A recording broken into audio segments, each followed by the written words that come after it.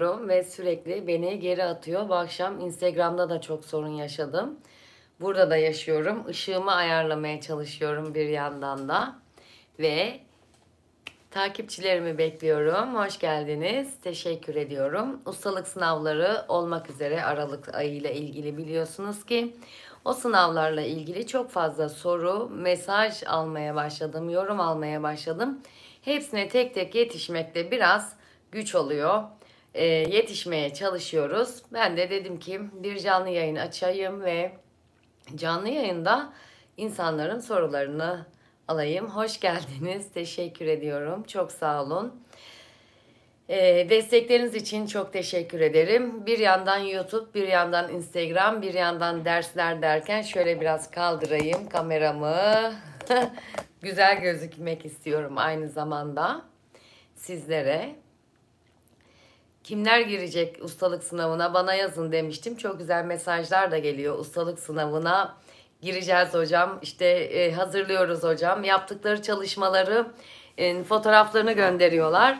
Bir önceki ustalık sınavı döneminde sınava girmeden önce işte mesaj yoluyla bana danışanlar bu olmuş mu, şurası olmuş mu, olmamış mı diye soranlar olmuştu.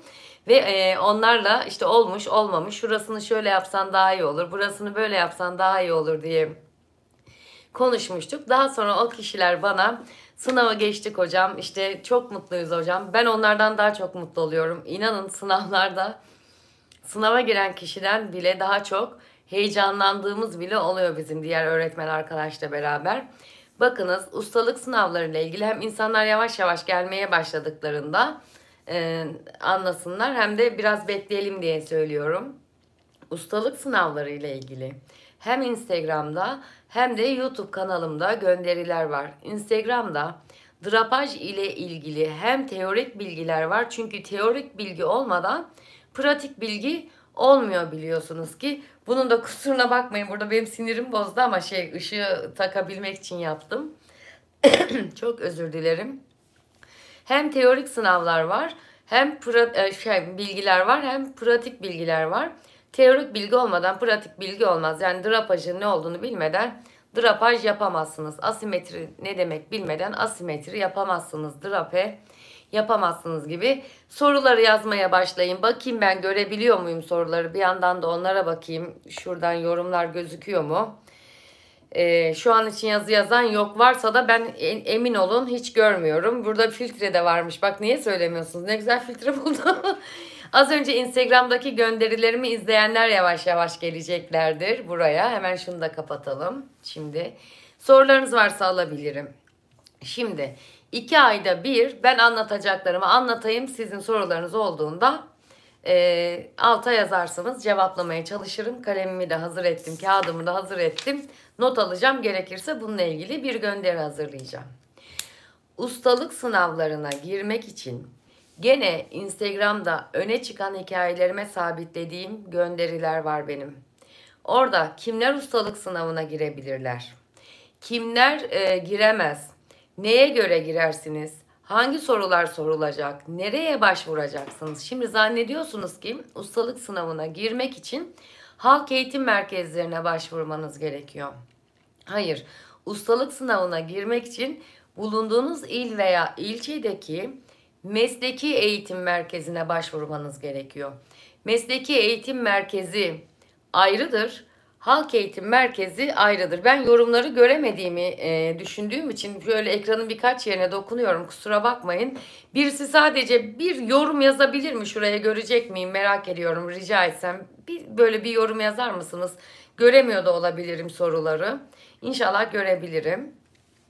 Mesleki eğitim merkezine gittikten sonra diyeceksiniz ki ben ustalık sınavına gireceğim. Şimdi bütün ustalık sınav örneklerini ben kadın terziliği ustalık sınavı üzerinden veriyorum ama merhaba Banu Hanım, teşekkür ederim. Demek ki soruları görebiliyormuşum. Sümeyye Çetin teşekkürler, Bursa'ya selamlar. Meslek eğitim merkezine gidiyorsunuz ve diyorsunuz ki ben ustalık sınavına gireceğim. Ama bakın kadın terziliği ustalık sınavı var. Model makinacı ustalık sınavı var. Kadın hazır giyim kadın modelistliği yani Modelistlik ustalık sınavı var. Hangisine gireceksiniz? Sizin belgeleriniz ve eğitiminiz hangisi üzerine ise ondan başvuracaksınız. Genelde de en geçerli ve benim de tavsiye ettiğim kadın terziliği ustalık sınavı. Kadın terziliği ustalık sınavının sorusu başka. Hazır giyim model makinacılığının sorusu başka. Modelistliğin sorusu başkadır. Ustalık sınavlarından önce kalfalık ve çıraklık sınavları da var ama biz direkt mesela 756 saatini dolduran bir insanın direkt ustalık sınavına girebileceğini söylüyoruz. Ondan önce yani bir çıraklığa girip onun heyecanını yaşayayım, bir kalfalığa gireyim, onun heyecanını yaşayayım yerine diyoruz ki 756 saatlik belgeniz olsun. Hem tecrübeniz de olur ya da işte 15 yıllık sektör geçmişiniz olsun. Sınava öyle girin diye öneriyoruz ve kadın terziliği ustalık sınavını öneriyoruz insanlara girmesine ve siz meslek eğitim merkezine gidip diyorsunuz ki ben kadın terziliği ustalık sınavına girmek için başvuru yapacağım. Halk eğitime giderseniz başvuru yapamazsınız. Şimdi bizim kurumumuzda halk eğitim merkezi 2. katta, bir alt katında meslek eğitim merkezi var. Şimdi bize gelenlere biz diyoruz ki alt kata inip işte şu hocaya soracaksınız, müdür yardımcısına soracaksınız. Bize gelen yol gitmiyor yani hemen bir alt kata iniyor. Ama başka yerlerde halk eğitim merkezi şehrin bir ucundayken işte meslek eğitim merkezi şehrin öbür ucunda olabiliyor. Ve bu insanlar için bir külfete dönüşüyor. Sonra da şöyle yorumlar alabiliyoruz. İşte bilmiyorlar da halk eğitim merkezindekiler. Hayır biliyorlar ama sadece onlar bu işi yapmıyor. Ustalık sınavlarına mesleki eğitim merkezlerine gidip başvuru yapacaksınız. Hangi şehirdeyseniz, hangi ilçedeyseniz Google'a açın. İşte atıyorum Kütahya Mesleki Eğitim Merkezi. İşte diyelim ki İnegöl'desiniz. İnegöl Mesleki Eğitim Merkezi. Oradan telefon numarasını veya adresini öğreniyorsunuz. Gitmeden bir telefon etmenizde de fayda var. Gidiyorsunuz ve başvurunuzu yapıyorsunuz. Bazı evraklar isteniyor sizden. Bazı mesleki eğitimlerinin internet sitelerinde de istenilen evraklar liste halinde bulunuyor. Onlara da bakabilirsiniz. Evraklarınızı da hazırlayıp giderseniz eğer rahatlıkla ustalık sınavına girebilirsiniz. Az önce Instagram hikayelerimde de bahsettiğim gibi sizin ustalık sınavına girdikten sonra ve sınavı verdikten sonra bu sizin direkt dikiş öğretmeni, giyim öğretmeni olacağınız anlamına da gelmiyor. Ustalık sınavına girdikten sonra sizler bir de usta öğreticilik sınavına gireceksiniz. Daha sonra da halk eğitim merkezinden oryantasyon kursu almanız gerekiyor. Şimdi ben böyle anlattığım zaman zor, meşakkatli ve yorucu geliyor olabilir size ama aslında öyle değil. Sırasıyla hepsini yapanlar var. Sizin neyiniz eksik? Niye yapmayasınız? İnşallah başarılı olacaksınız. Şimdi Aralık sınavı gelmesiyle birlikte pazartesi gününden itibaren ustalık sınavları yapılmaya başlandı bütün merkezlerde. Birinci hafta olabilir, ikinci, üçüncü, dördüncü hafta merkez size arayıp işte şu tarihte ustalık sınavına gireceksiniz diye öncesinden mutlaka haber veriyor. Siz o hangi merkezde yani size sınav yeri neresi söylendiyse o sınav merkezindeki öğretmenlerle sınavı kim yapacaksa eğer iletişime geçmeye çalışın. Şimdi bana liste geldiği zaman yani sınavları biz yapıyoruz. Liste geldiği zaman ben direkt listeye bakıyorum. Orada kişilerin telefon numarası da oluyor. Telefon ediyorum ama her yer bunu yapacak diye bir zorunluluk, bir mecburiyet yok. İşinizin peşine siz kendiniz düşeceksiniz. Diyorum ki işte ben Halk Eğitim Merkezi'nden arıyorum. Sibel öğretmen. Sizin ayın 8'inde akşam 4'te ustalık sınavınız var. Uygulamalı sınav.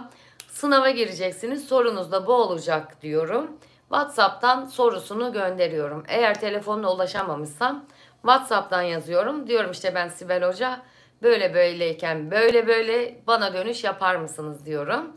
O kişi beni arıyor. Sınav yerini, sınav saatini söylüyoruz.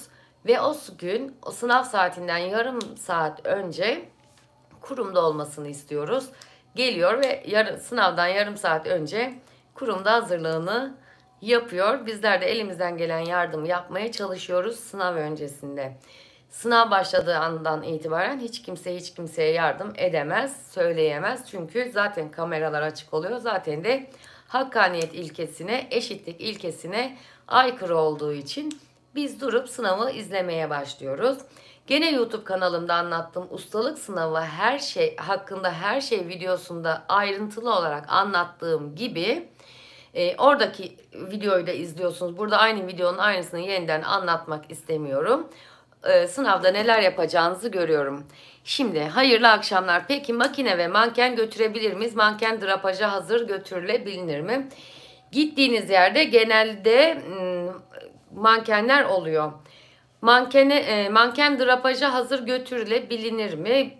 O kurumun öğretmeniyle görüşmeniz gerekiyor ama değerlendirme ölçeğinde mankeni drapaja hazırlama diye bir madde olduğu için ve onun bir karşılığında puan olduğu için siz onu eğer kameralar karşısında, öğretmenlerin karşısında yapmazsanız puanınız düşebilir. Onu sınava girmeden önce gireceğiniz yerdeki hocayla görüşmeniz gerekiyor. Sümeyye hoş geldin, sefalar getirdin. İnşallah senin de bu sınavlara girdiğini ve başarılı olduğunu göreceğiz. İnşallah ehliyeti de almışsındır. Yazıver bakayım, alta merak ettim.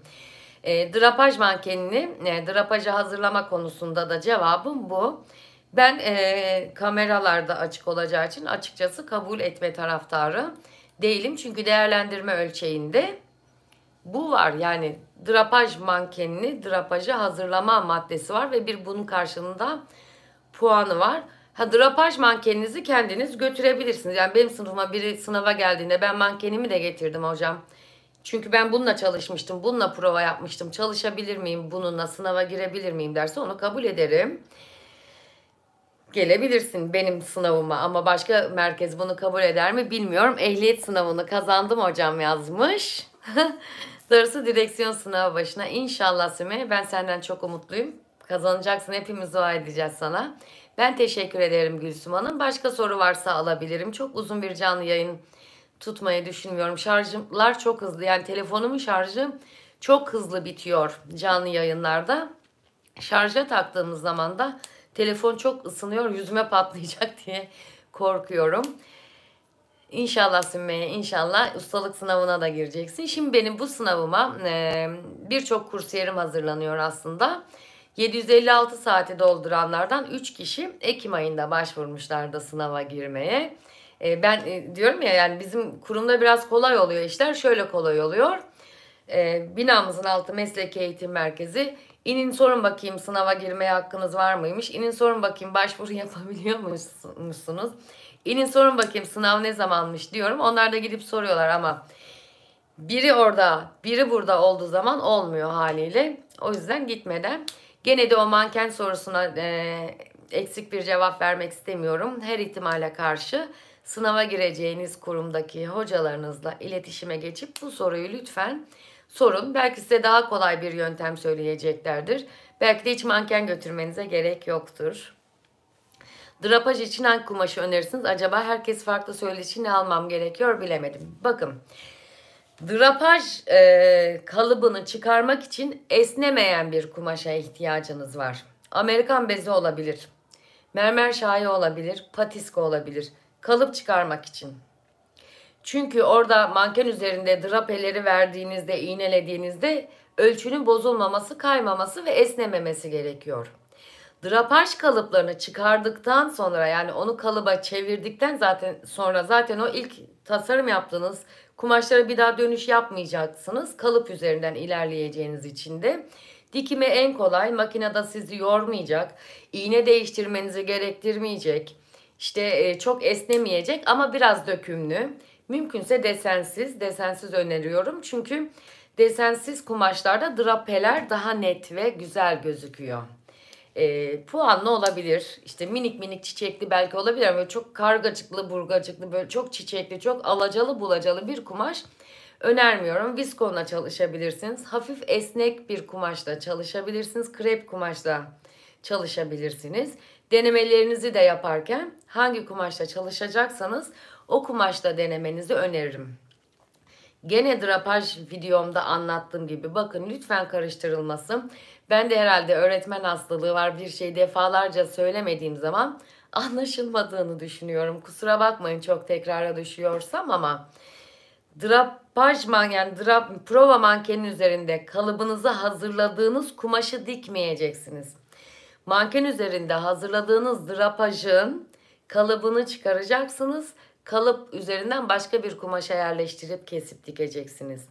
Kalıplar üzerine de düz boy ipliği, çıt işaretleri, pens ucu, işte ön ortası, arka ortası, bu işaretlerin hepsinin yazılması, işaretlenmesi, gösterilmesi, o kalıplarda kumaşa yerleştirildiği zaman tekniğe uygun konması gerekiyor. Özür dilerim, şöyle belim ağrıdı otururken. Başka soru varsa alabilirim veya eksik bıraktıysam alabilirim. Bir yudum da lütfen kahvemden içeyim. Çok yoruldum bugün, yani bugün gerçi çok yoruluyoruz. Bizim işimiz çok yorucu bir iş. Bir de böyle elimden geldiğince yardımcı olmaya çalışıyorum. Başka yerlerden de arayanlar, soranlar oluyor ustalık sınavı ile ilgili. Bir de çok geç kalıyor insanlar. Yani sınava bir hafta kala tutuşuyorlar resmen. Yani benim sınavım var, ben kalıp çıkaracaktım. Ben öyle olmuyor. Yani gerçekten çalışmak gerekiyor. Yeri geliyor, bakın benim atölyemde olan bir kişiye bile ben defalarca söylememe rağmen hiç oralı olmuyor. Ama biri tutuyor, aylar öncesinden çalışmaya başlıyor. İyi akşamlar, iyi akşamlar Menekşe. Menekşe hoş geldiniz. Soru varsa alabilirim ama o videolarda her şeyi açıkladığımı ve ayrıntılı olarak anlattığımı da düşünüyorum. Zaten birazdan canlı yayını da kapatacağım. Eksik bıraktığım bir şey var mı bilmiyorum. Şimdi ustalık sınavına giriyorsunuz. Ustalık sınavına girdikten sonra bir de bunun yazılı sınavı oluyor. O yazılı sınavına giriyorsunuz. Yani drapaj usulü dedikleri uygulamalı sınav. Bir de bunun yazılı sınavı var, ona gireceksiniz. Bu ikisini verdikten sonra eğer bir kurumda usta öğreticilik yapmak istiyorsanız eğer, ayrıca usta öğretici olmak için bir sınava başvuracaksınız ve o sınava gireceksiniz. Usta öğreticilik sınavı online yapılıyor. Bir sınav merkezinde yapılıyor ve siz o sınav merkezine gidip aynı üniversite sınavına nasıl giriyor bizim çocuklarımız veya orta liseye geçme sınavlarına, aynı o şekilde sınava gireceksiniz. Usta öğreticilik sınavını da kazanacaksınız. Bir de halk eğitim merkezlerinde açılan ve usta öğreticilik yapmanız için gerekli olan oryantasyon kursunu almanız gerekiyor. O da 2 hafta, benim kursiyerlerim 2 hafta sonu gittiler ve o belgeyi aldılar. Bir soru var, kaçırmayayım. Zehra Can'ın kursunu bitireyim. İnşallah niyetliyim hocam. İnşallah, inşallah. Drapaj kumaşı ile ilgili de herhalde şey yaptım. Drapaj kalıbı hazırlarken şeyler de çok rahat oluyor ama onun için hani para vermeyin. Şu yapışkan olmayan telalar var, yani çiçek telası da deniyor onlara. Teladan da çok güzel kalıp çıkıyor. Sabunla veya kalemle çok rahat çiziliyor üstü. Yaptığımız çalışmayı oradan bırakıyoruz, yoksa alıyoruz. Ona göre tam model çalışayım, kendime elbiseye çevireyim. Biz alıyoruz. Yani alıyoruz. Çünkü şundan dolayı alıyoruz. 6 ay mı? Valla 2 yıl mı? Tam emin değilim. Saklama şeyi var. Şundan dolayı aslında sizin hakkınızı korumak açısından alıyoruz. Her ne kadar kameralar açık olsa da, her ne kadar o sınavda 2 öğretmen olsa da bazen bazı istenmeyen durumlar yaşanabiliyor. Şöyle ki sınava giren kişi şunu diyebilir. Ben daha önce hiç yaşamadım ama yaşanan örnekleri biliyorum.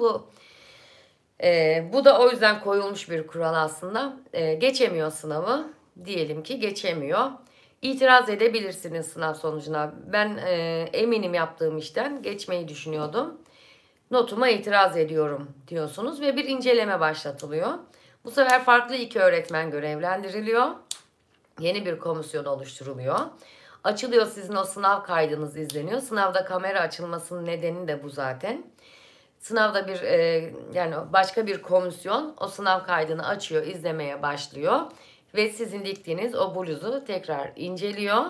Ve ona göre eğer siz haklıysanız notunuz yeniden değerlendiriliyor. Ve tabii orada size haksızlık edildiğini düşünüyorsanız ve hakkınızın yendiğini düşünüyorsanız, o bir önceki sınavdaki kişiler hakkında da elbette ki soruşturma başlatılıyor.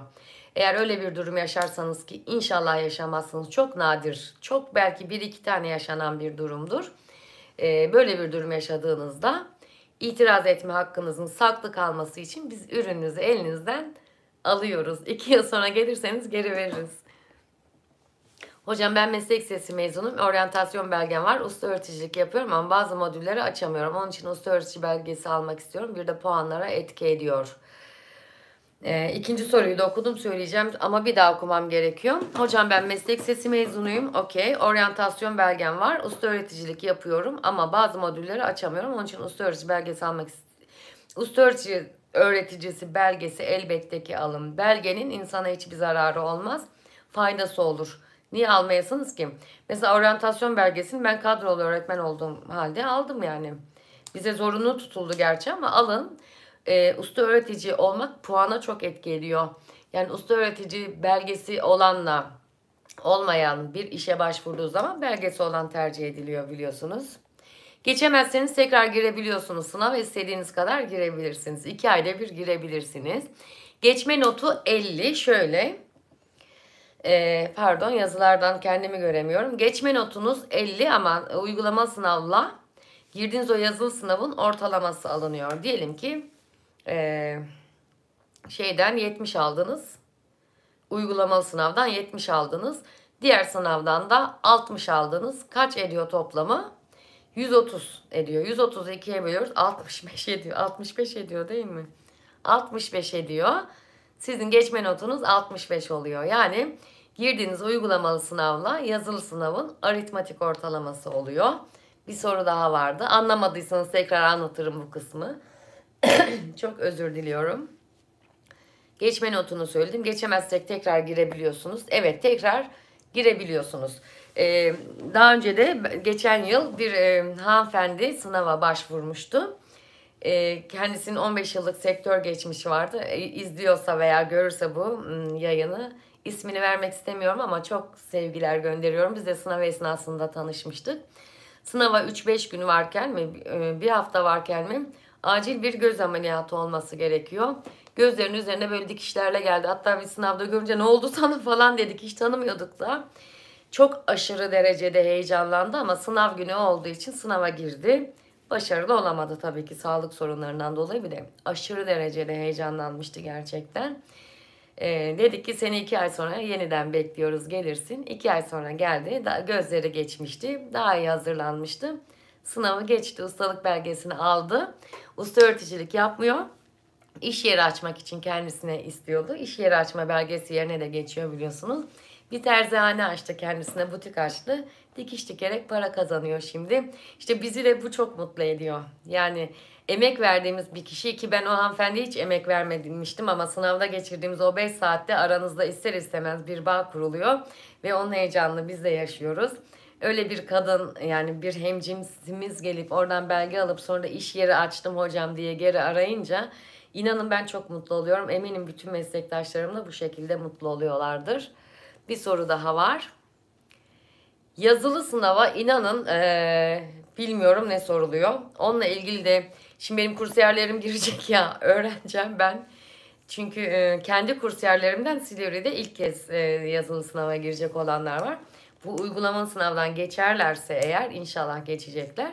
Yazılı sınavda gene herhalde alanla ilgili soruluyor. Yani işte öğretmenlik bilgisiyle ilgili soruluyor diye biliyorum. Hemen onu not alıyorum. Şimdi yazılı sınavda ne soruluyor onu öğrenip ya buradan canlı yayın açacağım. Tamam mı? Yazayım şunu, soruluyor. Ya video çekerim ya gönderi hazırlarım. Mutlaka bunu açıklarım. Şu an ben de merak ettim. Çünkü yazılı sınavı biz yapmıyoruz. Biz sadece uygulamalı sınavı yapıyoruz. Zaten yaptığım için bu kadar rahat ve konuya hakim olarak anlatıyorum. Yazılı sınav aynı gene bizim o üniversite sınavına girdiğimiz gibi yapılıyor. Yani çocukların sınava girdiği gibi yapılıyor. Gidiyorsunuz bir sınav merkezine. Orada size soru kitapçıkları veriliyor ve soruları cevaplıyorsunuz. Öğreneceğim bunu, söz veriyorum. Yazılı sınavı hemen mi yapıyorlar? Araya gün konuyor, hemen yapılmıyor. Yani ustalık sınavından aldığınız notla yazılı sınava başvuruyorsunuz. Emeğinize sağlık, teşekkür ederim. Rica ederim. Yani yazılı sınava gireceksiniz. Gene ben kendi kursiyerlerimin işleyişiyle ilgili sürekli bilgilendirme yapacağım zaten. Onlar şimdi girecekler bu hafta inşallah çarşamba günü perşembe günü pardon ayın 8'inde girecekler sınava. Sınavları bitecek. Geçer not alırlarsa şayet yazılı sınava girecekler.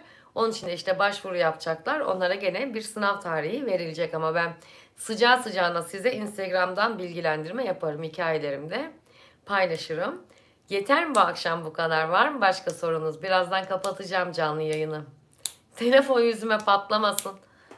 Bir de benim estetik masraflarımla uğraşmayalım. Atladığım soru var mı ona bakıyorum.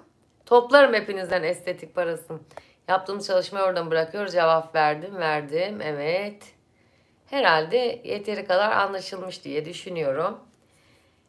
Benim anlatacaklarım bu kadar. Eğer sizin başka bir sorunuz yoksa anlattığımı da düşünüyorum. Biraz bugün Instagram'dan da fazla söylendim hikayelerimde. Ben teşekkür ederim Şerife Hanım. Çok teşekkür ederim. Takipte kalın.